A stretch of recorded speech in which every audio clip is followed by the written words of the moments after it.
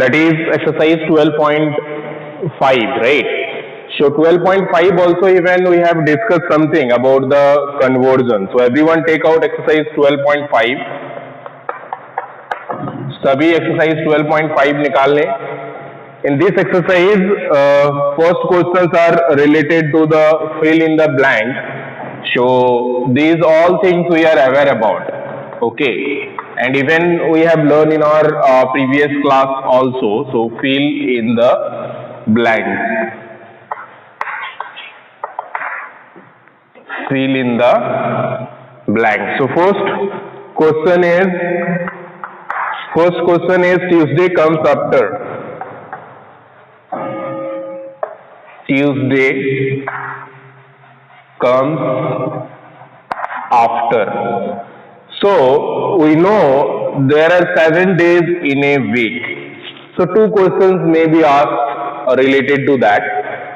One is which day comes after a particular day or which day comes before a particular day. तो एक दिन के बाद कौन सा दिन आता है और एक दिन से पहले कोई एक दिन दिया हुआ रहेगा, उस दिन से पहले कौन सा दिन आता है. तो यहाँ पे पूछा जा रहा है कि Tuesday comes after which day. So किस दिन के बाद ट्यूसडे आता है. ठीक है, सो हम लोग को पता है कि the days of the name are starting if we start with the Monday. So Monday Tuesday, इसका मतलब जो ट्यूसडे आता है वो मंडे के बाद आता है. ठीक है, तो इसका आंसर हो जाएगा Monday. Tuesday comes after Monday. Okay, so answer will be Monday. तो यहाँ पे कोई ये मत समझिए कि ट्यूसडे कम्स आफ्टर वेडनेसडे हो जाएगा, क्योंकि वेडनेसडे जो है वो ट्यूसडे के बाद आता है. ठीक है, तो ट्यूसडे किस दिन के बाद आता है ये पूछा जा रहा है इसमें. ठीक है, तो अगर आप कैलेंडर देखोगे, कैलेंडर में जो डेज होते हैं वो इस तरह से होते हैं. ठीक है, पहले मान लीजिए मंडे हो गया. ओके, उसके बाद हो गया ट्यूसडे हो गया, संडे से ही लेते हैं, यहाँ पे कंफ्यूज हो जा रहा है. Sunday, Monday, Tuesday, Wednesday, then Thursday, then Friday and then Saturday, right? तो यहाँ पे the question is Tuesday comes after which day. तो Tuesday जो है ये किस डे के बाद आता है. तो here after Monday Tuesday comes, right?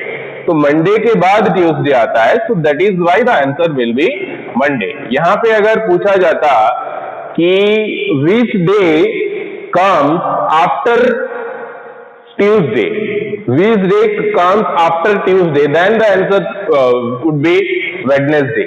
अगर ये पूछा जाता कि ट्यूसडे के बाद कौन सा दिन आता है तो वेडनेसडे आंसर होता. बट यहाँ पे क्वेश्चन ये है कि ट्यूसडे किस दिन के बाद आता है. Tuesday comes after which day.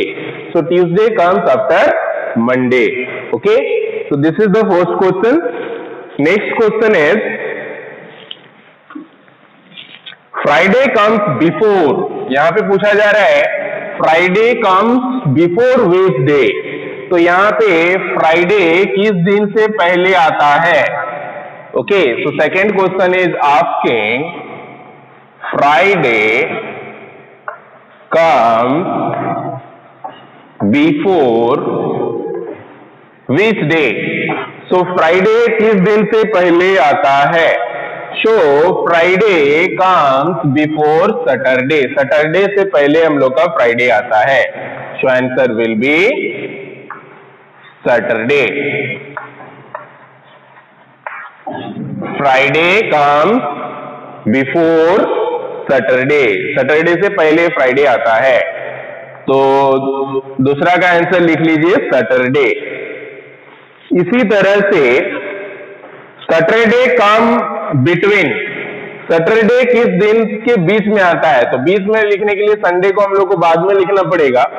तो आप यहाँ पे अगर संडे लिखते हो सैटरडे के बाद, तो हम लोग देख पाएंगे कि सैटरडे जो है ये सैटरडे पूछा जा रहा है किस दिन के बीच में आता है. तो हम लोग को पता है फ्राइडे, सैटरडे संडे। सो अगर हम लोग सैटरडे का बात करें तो वो फ्राइडे और संडे के बीच में आता है। तो यहाँ पे थर्ड क्वेश्चन वही पूछा जा रहा है। It's nothing other than just the days of a week. आप अगर एक वीक का सारा डेज आपको पता है तो बहुत ही इजीली आप क्वेश्चन समझ के इसको बना सकते हो। तो तीसरा क्वेश्चन जो पूछा जा रहा है, third question, that is asking Saturday comes between which day. So Saturday comes between which day, between dash and dash. तो हम लोग को पता है कि सैटरडे जो आता है उससे पहले आता है Friday. Okay, so Friday and उसके बाद आता है संडे। ओके, तो फ्राइडे एंड संडे के बीच में हम लोग का सैटरडे आता है। उसके बाद पूछा है the first month of the year is. तो पहला मंथ क्या है ईयर का, जल्दी से बताइए आप लोग मैसेज में, which is the first month of the year. साल का जो पहला मंथ है वो कौन सा है, जल्दी से सभी मैसेज में बताइए। जो अपकमिंग मंथ आने वाला है वही साल का पहला मंथ होगा। So what will be the name of the first month of the year? Exactly, very good, January. So वो भी आप लोग बना लें, ठीक है। सो फोर्थ का आप लोग बना लेंगे जनवरी। The sixth month of the year, very very important question यहाँ पे, the sixth month of the year. जल्दी से बताइए which will be the sixth month of the year. साल का छठा महीना कौन सा होता है, ठीक है। जनवरी से शुरू करके, जनवरी अगर पहला महीना है तो सिक्स्थ मंथ कौन सा होगा, जल्दी से मैसेज में बताइए। I am getting answer as June. Very nice. Okay, so अगर जनवरी, फरवरी, मार्च, अप्रैल, मई, जून, exactly. So June is the sixth month. Okay, so June will be the answer. So this is how you can do the all questions of first exercise 12.5 का। Let us move to the next type of questions which we have, that is question number 2. In this you have to tell which is true and which is false. Okay, so write true or false. आपको true या false लिखना है, statement दिया हुआ है। The 9th month of the year is September. 9th month जो होता है ईयर का, क्या वो सितंबर है? अगर है तो ट्रू होगा, अगर नहीं तो ट्रू नहीं होगा। तो जल्दी से बताइए 9th month of the year क्या है हम लोग का, कौन सा मंथ जो है 9th month of the year है, ठीक है। ये हम लोग का 12th month of the year चल रहा है, तो 9th month of the year कौन सा था या कौन सा होता है, जल्दी से बताएं सभी। 9th month of the year कौन सा होता है? January is the first, February is the second, March is the third, April is the fourth, May is the fifth, June is the sixth, July is the seventh, August is the eighth, September is the 9th, right? Then October is the 10th, November is the 11th, December is the 12th. तो September इसका मतलब 9th month है, so it will be true, exactly. जिसका भी answer true है is absolutely correct. So first का जो answer हो जाएगा that will be true.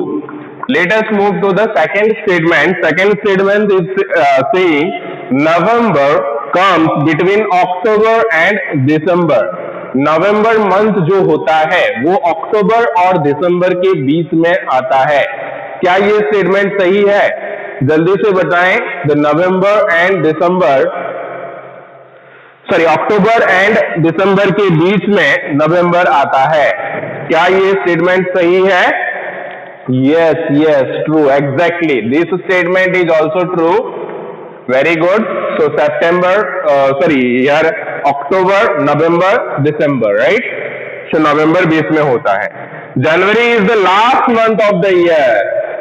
January is the last month of the year. Statement is true or false? Third statement. Quickly tell. Third statement is saying January is the last month of the year. Is it true?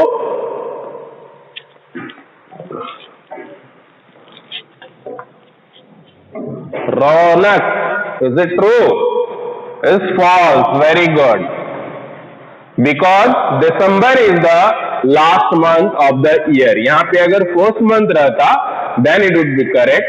यहाँ पे तब ये सही होता, लेकिन यहाँ पे last month है इसीलिए ये false हो जाएगा. ठीक है? Edit sir. Okay. So this done. 12 days is equal to 1 week. Fourth statement is saying 12 days is equal to 1 week. Is this statement is correct? It's absolutely wrong because we know 7 days is equal to 1 week. Okay? So this one will also be false. Okay? So after then we have is 7 months is equal to 1 year.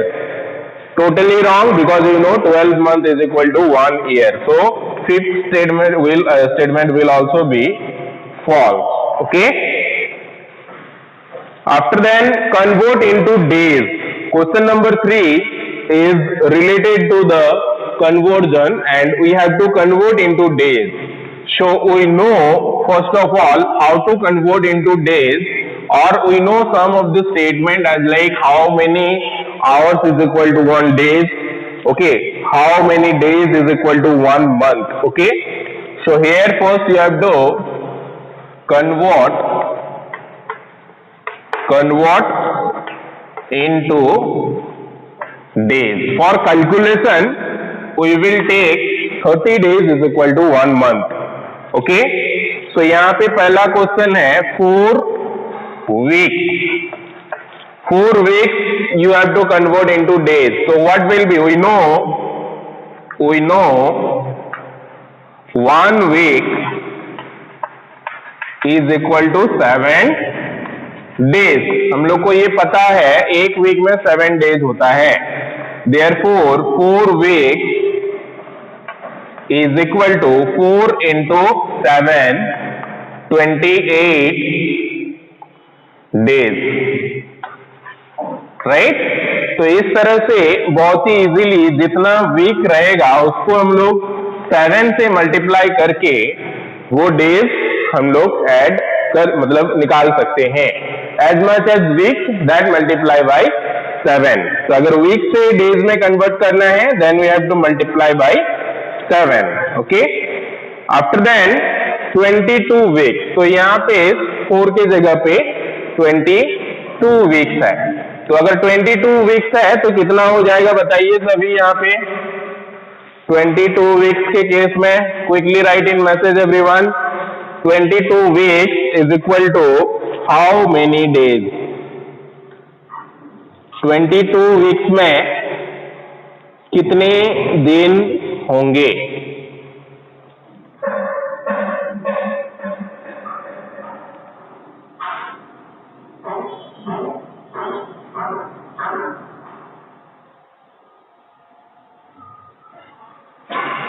Twenty weeks में कितने दिन होंगे? जल्दी से बताइए सभी इन message. 22 weeks. So here it will be 22 now.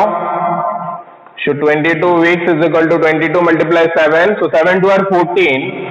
4, 1 carry. 7 to our 14 plus 1 is 15. Right? 154 days. किसी का आया? Exactly. जिसका भी आंसर 154 डेज है, ये एब्सोल्युटली करेक्ट, सही जवाब है. तो इसी तरह से अगर मंथ में है तो 30 से मल्टीप्लाई करके हम लोग डेज में कन्वर्ट कर सकते हैं. जैसे मान लीजिए अगर मंथ में दिया हुआ है 8 months is equal to how much? So we know here 1 month is equal to 30 days. 30 दिन होता है एक मंथ में। एक्चुअली कभी कभी वैसे हमारा 34 डेज के लिए भी होता है, but for calculation we will take on an average 30 days only. Okay, तो 8 मंथ इज इक्वल टू कितना हो जाएगा? Therefore 8 month will be equal to 8 multiply 30 और 30 मल्टीप्लाई 8 जो भी आप करोगे। So 3 8 are 24, 0 240 days. Okay, so 240 days, 8 months will be equal to 240 days. Right, month से डेज में कैसे कन्वर्ट करना है सभी को समझ में आ गया। जस्ट बाय मल्टीप्लाइंग विथ 30, जितना भी नंबर दिए हुए हैं, जितना भी मंथ दिए हुए हैं, उसको हम लोग 30 से मल्टीप्लाई करेंगे, 30 से मल्टीप्लाई करेंगे। Okay, this is how you can do the rest of all also. Just I am explaining one more, which is suppose together if month and days are there. अगर दोनों एक साथ है मंथ और days, तो कैसे convert कर सकते हैं? ठीक है, तो 23 मंथ 5 वीक, 23 मंथ 5 वीक। तो हम लोग सबसे पहले ये जो मंथ है इसको भी कन्वर्ट करेंगे डेज में, और वीक्स को भी डेज में कन्वर्ट करेंगे, क्योंकि हमें मंथ से डेज में जब कन्वर्ट करना रहता है तो हम लोग 30 से मल्टीप्लाई करते हैं, बट जब वीक से डेज में कन्वर्ट करना होता है तो 7 से मल्टीप्लाई करते हैं। ठीक है, तो इसका मतलब 23 को हमें 30 से मल्टीप्लाई करना होगा और 5 को हमें 7 से मल्टीप्लाई करना होगा। ठीक है, तो ये हमारा जो हो जाएगा 3 3 are 9, 3 2 are 6, 690 plus 5 7 are 35। So 690 plus 35 will be 5, 9 plus 3 is 12, 2 1 carry 7, 725 days. ठीक है, सभी क्लास वर्क कॉपी में नोट कर लें, जो भी क्लास वर्क कराया जाता है इन एनी पर्टिकुलर सब्जेक्ट, कोई भी सब्जेक्ट में कुछ भी क्लास वर्क होता है उसको सभी नोट कर लें।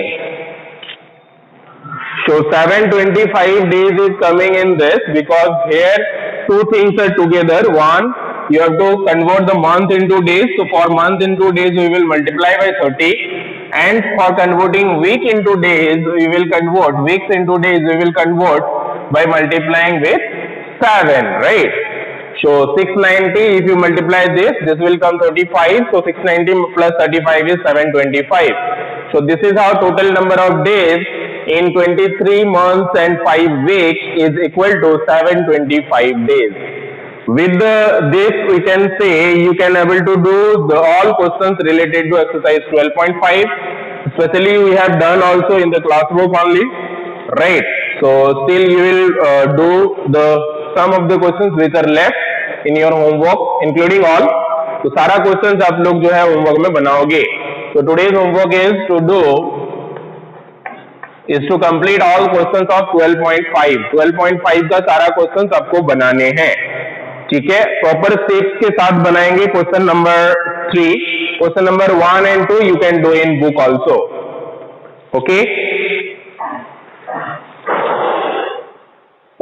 so that's all for today. Any else, if anyone having any else doubt you can ask. किसी को और कुछ अगर क्वेश्चन पूछना है, डाउट्स है तो पूछ सकते हो।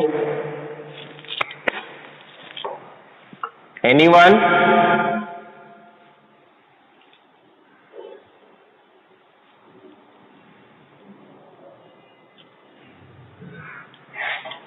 Okay then, thank you everyone. Bye bye.